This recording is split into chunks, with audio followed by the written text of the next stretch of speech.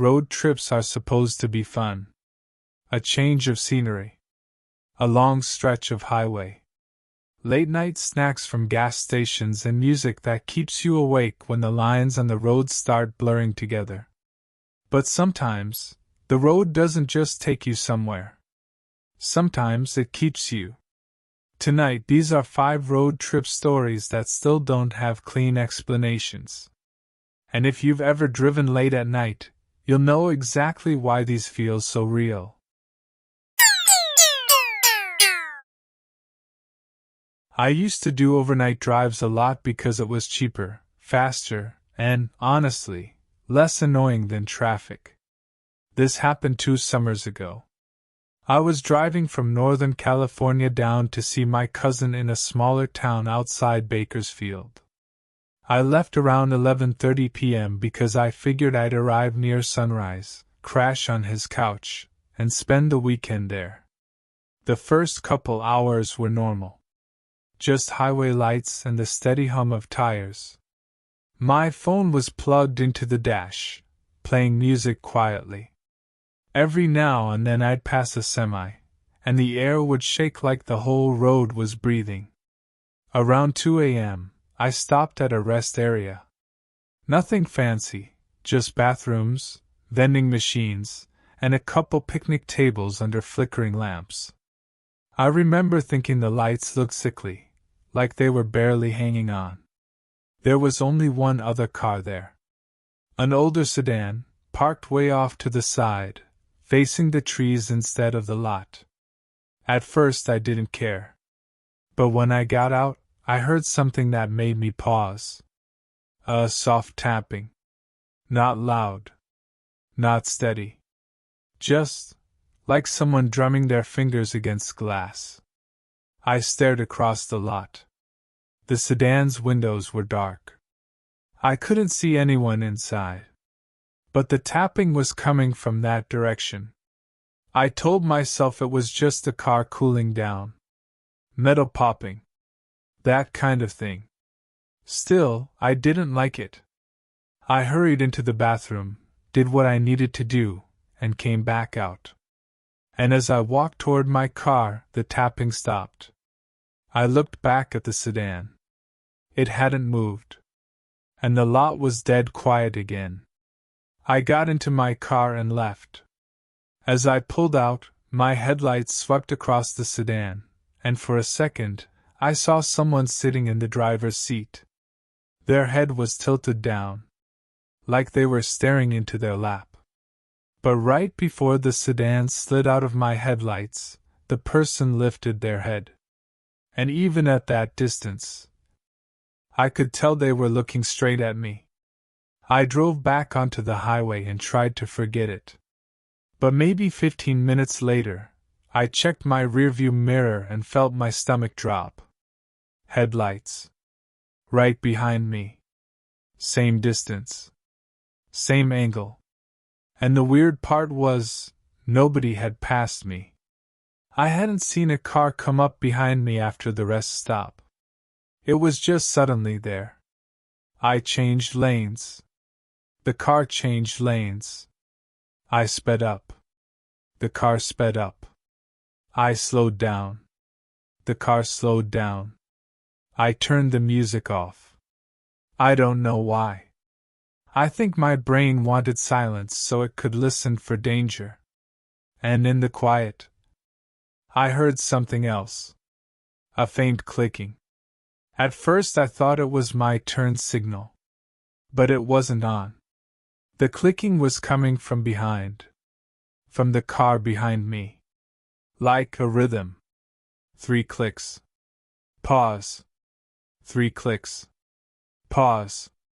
I gripped the wheel tighter and tried not to panic. Maybe the driver was messing with their brights. Maybe it was nothing. But then they got closer. Close enough that I could make out the shape of the hood. Close enough that the lights filled my whole rearview mirror. And then, the brights flashed. Not once. Not twice. 3 times. Then a pause. Then 3 times again. 3. Pause. 3. The same rhythm as the clicking. My mouth went dry. I told myself, okay. Just get to an exit. Get to a gas station. Somewhere with people. But that's the thing about driving at 2:30 a.m. There aren't people. There's just road. I spotted an exit sign for a tiny town. I took it, hoping for a 24-hour gas station. The ramp curved down into darkness, and as soon as I hit the bottom, my headlights lit up a stretch of empty road lined with trees. And the car behind me followed. Of course it did. I drove through the town. If you could even call it that. A couple buildings. A closed diner. A church with a sign that said something like Jesus Saves. No gas station. No people. Just my headlights and that other car's headlights behind me, staying the same exact distance like it was glued to my bumper. At one point I passed a streetlight, and for a brief second I saw the driver through their windshield. They weren't sitting normally. They were leaning forward, too far. Like their chest was pressed against the steering wheel.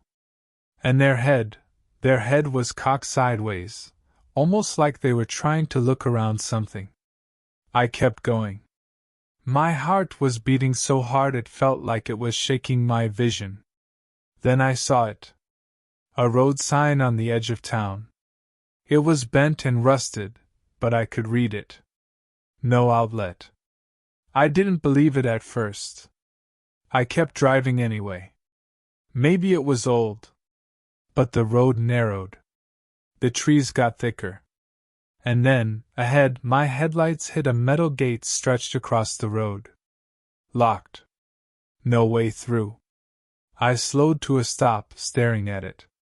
And my brain went blank for a second, like it couldn't process how trapped I was. Then I looked in my mirror. The other car was still behind me. But it wasn't stopping. It kept rolling forward, slow, deliberate, like the driver wanted me to watch.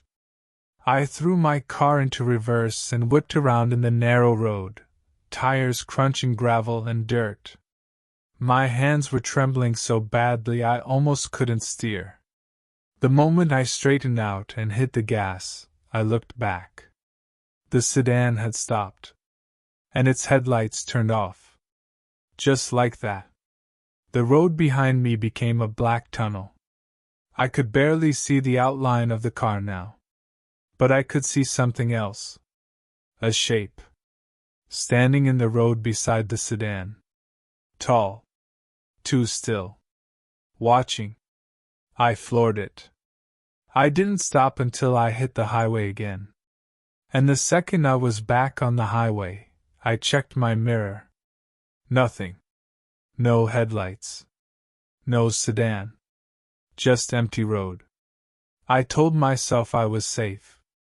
I kept driving, hands locked on the wheel, muscles sore from tension. But about 40 minutes later, I passed another rest stop. And as my headlights swept across the lot, I saw the same old sedan parked way off to the side, facing the trees. And faintly, even through closed windows, I heard soft tapping.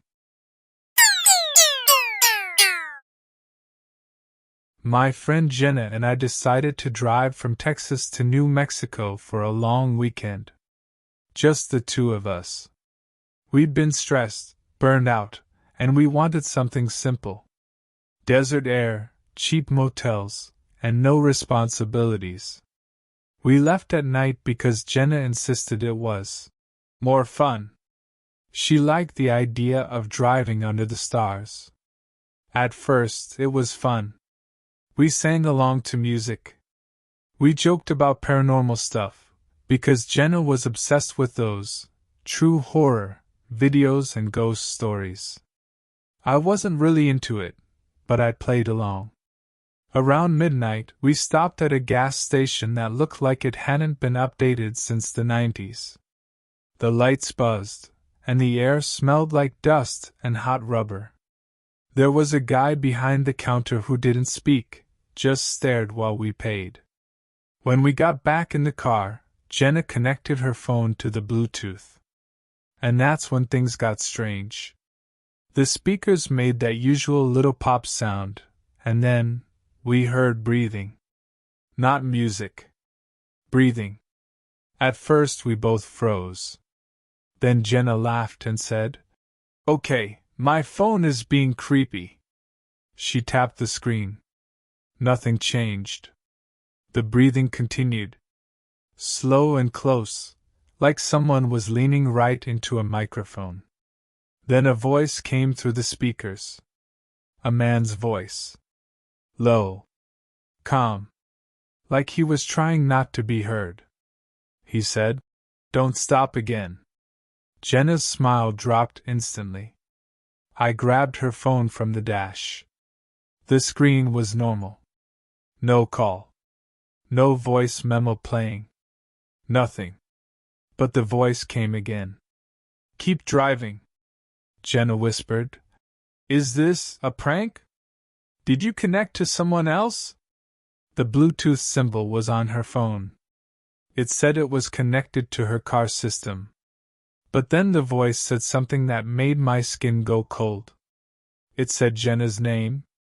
"Jenna, keep driving." Jenna started shaking her head, like she couldn't accept what she was hearing. She hit disconnect. The speakers went silent. For about 2 seconds.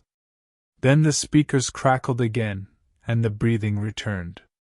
And now it sounded closer. Like the microphone was right next to someone's mouth. I said, "Turn it off. Turn off the whole system." Jenna fumbled with the buttons, finally turning the car audio off completely. Silence. Just the road noise.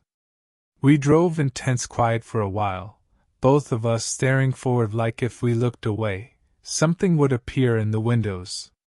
Then Jenna's phone lit up. Incoming call. Unknown number. It rang once. Twice. Jenna didn't answer. It stopped. Then her phone received a text. Just one line. I said, "Don't stop again."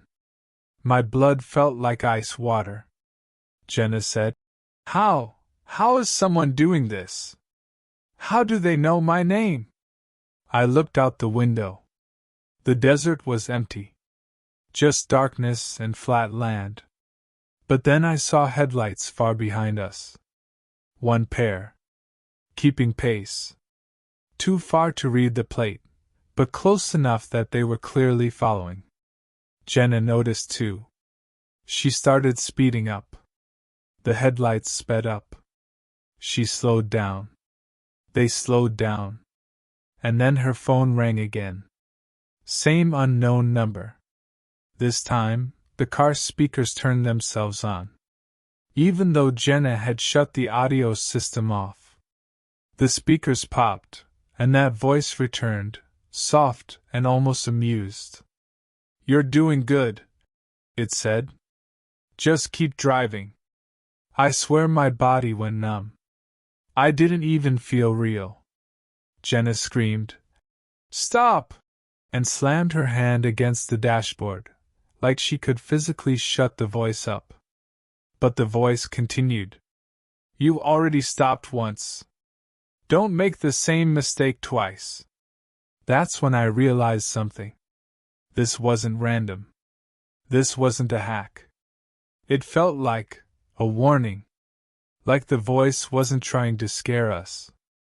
It was trying to control us.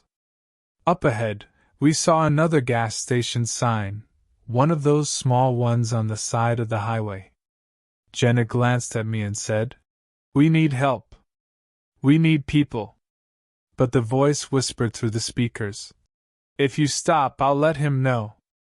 Jenna's hands were white on the wheel. I said, "Keep driving. Just keep driving." We passed the exit.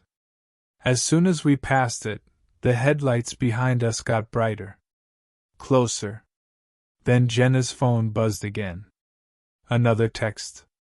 You made the right choice. We drove for another hour without stopping. No music. No talking. Just the road and fear. Finally, we reached a bigger town with lights and traffic. The headlights behind us disappeared somewhere in the city. Jenna pulled into a motel parking lot, shaking so badly she could barely park straight. We rushed inside, got a room, and locked the door. Jenna stared at her phone like it was a bomb. Then she said, "We should call the police." I nodded. But before she could, her phone buzzed one more time. A final text. Too late. He saw you stop. We stayed up all night with the lights on. And just before sunrise, someone knocked softly on our motel room door. 3 knocks. Pause. 3 knocks. I know the rule. I've known it since I was a kid. Don't pick up hitchhikers. But rules feel different when you're alone, tired, and trying to convince yourself you're a good person. This was in late fall. I was driving through a long stretch of highway in the Midwest, heading back home after visiting my mom. It was cold, and the sky had that gray look like it might snow. I saw him on the side of the road. A man in a thin jacket, holding his thumb out. No bag. No gloves. Just standing there like he'd been waiting a long time. I passed him. Then I looked in my mirror and saw him shrinking behind me. And I don't know why, but guilt hit me hard. The cold out there looked brutal. And the road was empty. So I turned around. When I pulled up beside him, he leaned toward the passenger window. His face was pale, like he hadn't slept in days. I asked, "You okay? Need a ride?" He nodded once. Not a normal nod. More like his head just dipped. I said, "Where are you headed?" He stared at me for a second too long, then said, "Down." I frowned. "Down where?" He said, "Down the road." That should have been the moment I left. Instead, I unlocked the door. He got in, moved stiffly, and sat perfectly upright. Then he turned his head toward me. And he didn't blink. Not once. I started driving, trying to keep things normal. I asked his name. He said, "Don't have one." I laughed nervously. "Okay, what should I call you?" He stared forward and said, "You won't call me anything for long." My hands tightened on the wheel. I tried again. "Where are you coming from?" He said, "From where you're going." I swallowed. "And where am I going?" He turned his head slowly, like his neck was rusty. And he smiled. "Not far," he said. That was it.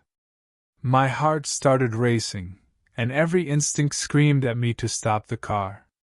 But the road was empty. Trees on both sides. No houses. No lights. I told myself, just keep driving until you see somewhere safe. Then I noticed something in the corner of my eye. His hands. They were folded in his lap, but the fingers were wrong. Too long. Too thin. And the nails looked like they hadn't been trimmed in years. I tried not to stare. But then I realized something else. He still hadn't blinked. Not a single time. I said, "Are your eyes okay?" He answered instantly. "They work fine." Then he added, "Yours won't soon." I felt my throat close up. My voice came out shaky. "Okay.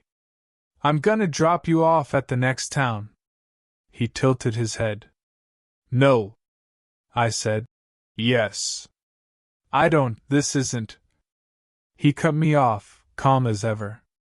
"If you stop, I'll get out. I almost felt relief. Okay. Fine. I'll stop right now. But he added, and I'll stand behind your car. That didn't make sense. My brain tried to put meaning to it, but it wouldn't fit. I saw a small pull-off ahead. Gravel shoulder, surrounded by trees. I slowed down. My heart was pounding like a drum. The moment my tires hit gravel, he whispered. Good.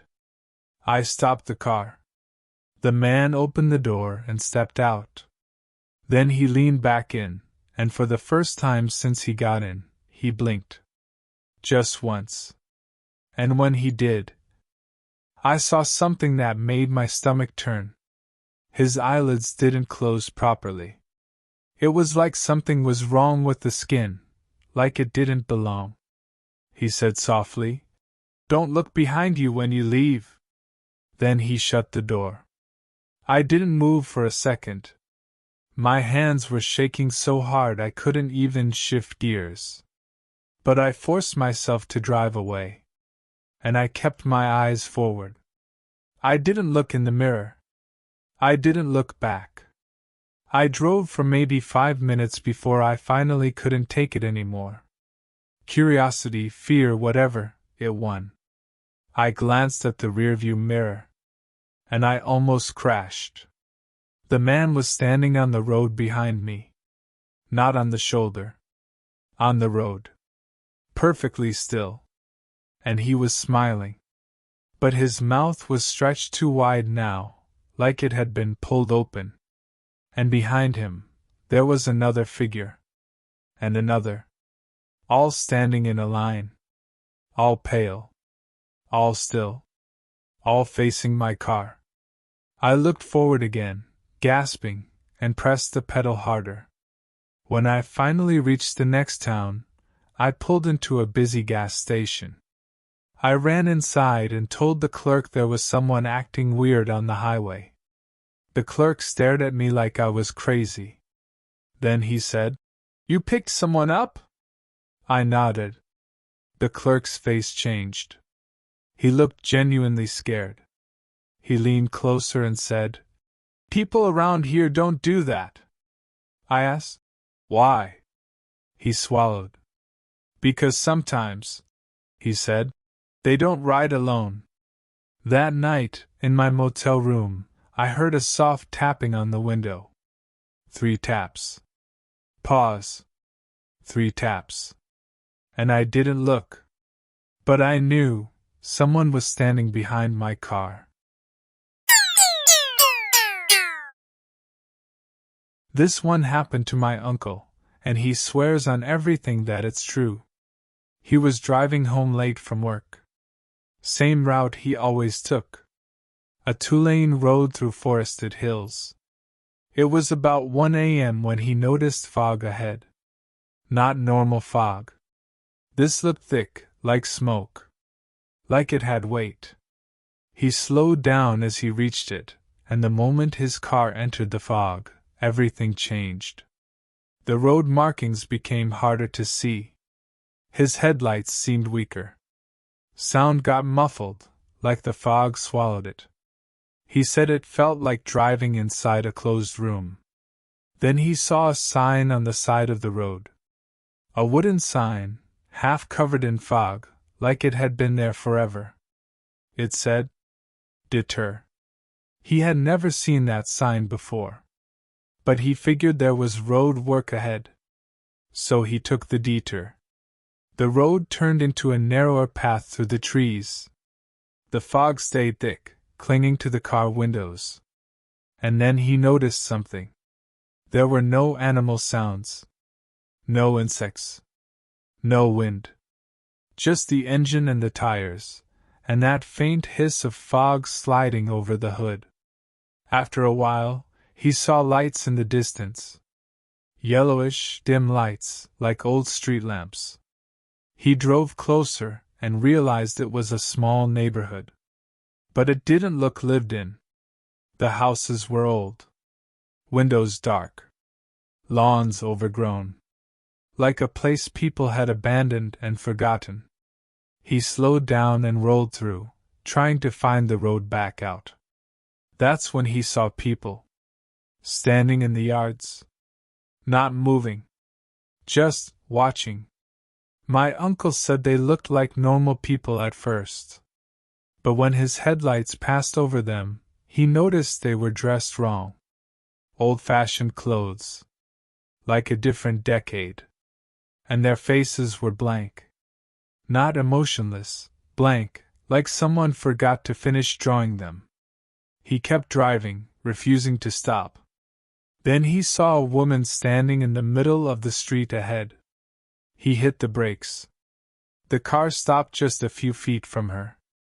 She stood there, head lowered, hair hanging in front of her face. My uncle said he honked. Nothing. He flashed his lights.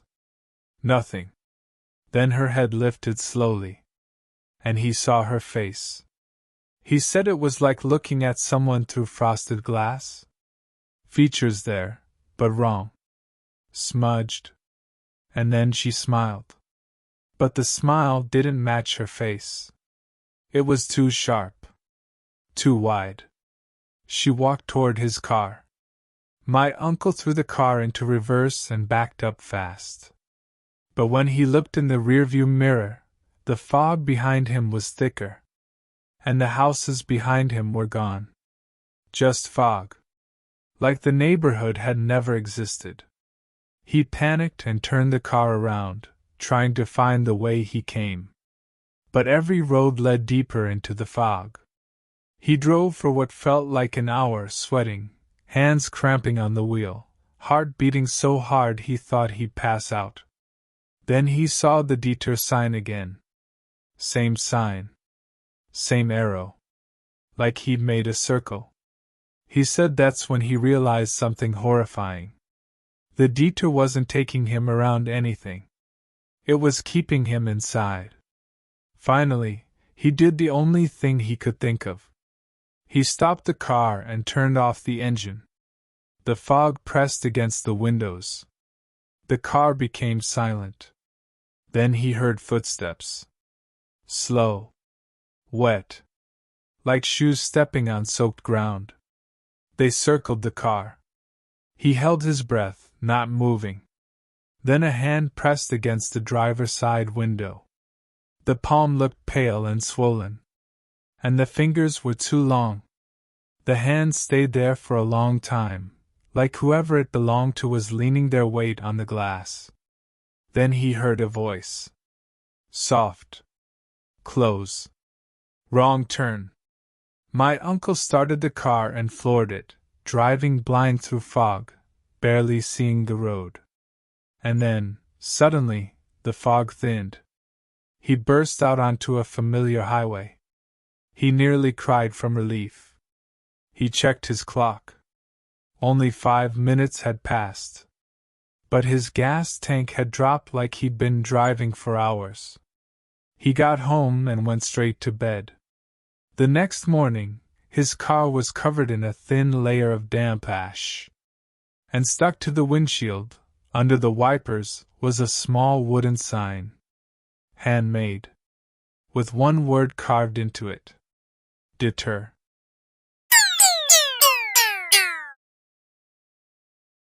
This happened to me, and it's the reason I check my back seat every time I get in my car. I was driving back from a late shift. It was around 3 a.m., and I was exhausted. I lived in a quiet neighborhood, the kind where streetlights are spaced far apart, so there are patches of darkness between them. When I pulled into my driveway, I just sat there for a moment, staring at my front door, trying to gather the energy to get out. That's when I heard it. A soft sound. Like fabric shifting. From inside the car. Behind me. I froze. I slowly looked in the rearview mirror. And I saw nothing. Just the dark back seat. I told myself it was my jacket sliding off the seat. Or the seatbelt settling. So I grabbed my bag and opened the door. The cold air hit my face. I stepped out and shut the door quickly, like that would protect me. Then I heard it again. From inside the car. A slow inhale. And then an exhale. I stared through the driver's side window, heart pounding, trying to see. The back seat was dark. But not empty. There was a shape back there. Low. Slumped. Like someone trying to stay below the window line. My throat tightened so hard I thought I'd choke. I backed away from the car step by step. Then the back door handle moved. Just slightly. Like someone was testing it. I whispered, "No." The handle moved again. And then the back door opened. Not all the way. Just enough for darkness to spill out. And a voice came from inside. A whisper. "Don't go inside." I couldn't breathe. I couldn't move. The voice whispered again, like it was right behind my ear now. "He's in there." I stared at my house. My front door. The windows. Everything looked normal. But the fear in my body was not normal. It was primal. Like my instincts recognized something my eyes couldn't. I didn't think. I just ran. I ran to my neighbor's house and started pounding on the door. My hands hurt. My chest burned. Lights came on. My neighbor opened the door, confused and angry, until he saw my face. I told him someone was in my car. He grabbed his phone and called the police. We stood on his porch watching my driveway. My car sat there with the back door still cracked open. And then, the door slowly closed by itself. Like someone inside pulled it shut gently. The police arrived 10 minutes later. They checked my car first. Empty. No one. Then they checked my house. And this is the part that still makes me sick. My front door was unlocked. I know I locked it that morning. Inside, the living room window was open. And muddy footprints led from the window, through the hallway, toward my bedroom. The officer told me, "Looks like someone was inside and left before we got here." I asked, "Did you find them?" He shook his head. "They searched the area. Nothing." My neighbor stayed with me until sunrise. I never went back inside that night. But the next morning, when I finally returned to my car to drive to work, I found something on the back seat. A single muddy handprint. Pressed into the fabric. And next to it, carved into the plastic of the door panel was something sharp. Was one sentence. "You didn't listen." Those were 5 scary road trip horror stories, and the worst part is, the road is still out there. Quiet. Waiting. And if you ever feel like you're being followed late at night, or you hear something in the back seat when you know you're alone, maybe don't brush it off. Which story scared you the most? Comment below and subscribe for more true horror stories.